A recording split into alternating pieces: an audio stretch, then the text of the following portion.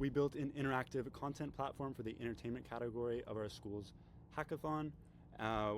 We have a voice-first podcasting platform where you can listen to your favorite podcast and annotate and communicate with the podcaster, saving clips and reviewing the feedback. So let's see what some functionality looks like. Let's solve an algebraic equation over the integers, also known as algebraic numbers. Explore the podcast further. It was an open question for a long time whether that was all of the... Hey host, what is perplexity?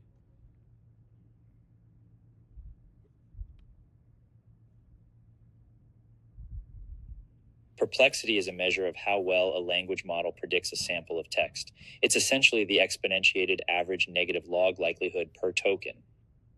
And how does this relate to set theory?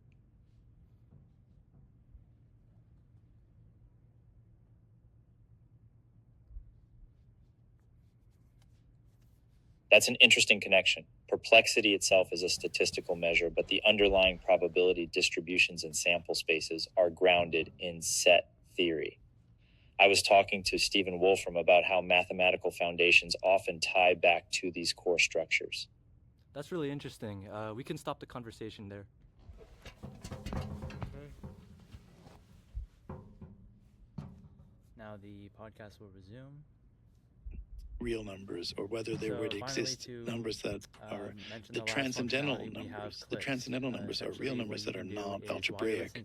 And we won't even go to the surreal numbers about which you have a wonderful blog post. We'll talk about that a little bit later. Oh, great. So it was Louisville who first proved that there are transcendental numbers, and he exhibited as a very specific number that's now known as the Louisville constant, which is a transcendental number. Cantor also famously proved that there are many transcendental numbers. In fact, it follows from his...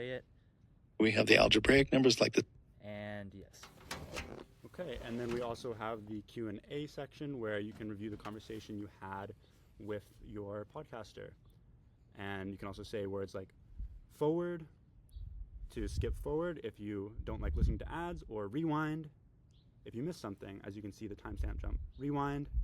Okay, and we also have a search feature where, imagine if this is more cluttered, you can look for perplexity if that's what you had a conversation about, and then it'll come up, and the search function works in all of the categories. And that's all. Thank you. Thank you.